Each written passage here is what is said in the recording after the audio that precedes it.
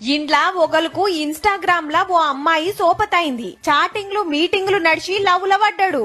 అటెన్క ఏమైందంటే మా అన్న వస్తుండు మంచిగా చూసుకో అని చెప్పి పంపించింది. ఇతను వచ్చి 4 నెలలు ఉన్నాడు మా దగ్గరనే, తిన్నాడు పన్నాడు, మంచిగానే ఉన్నాం, ఫ్యామిలీ మెంబర్ లెక్క చూసుకున్నాం. ఆ అన్నగాడు నిజామాబాద్ రాగానే బామ్మర్దికి చేయాల్సిన సకల మర్యాదలు చేసిండ్రు.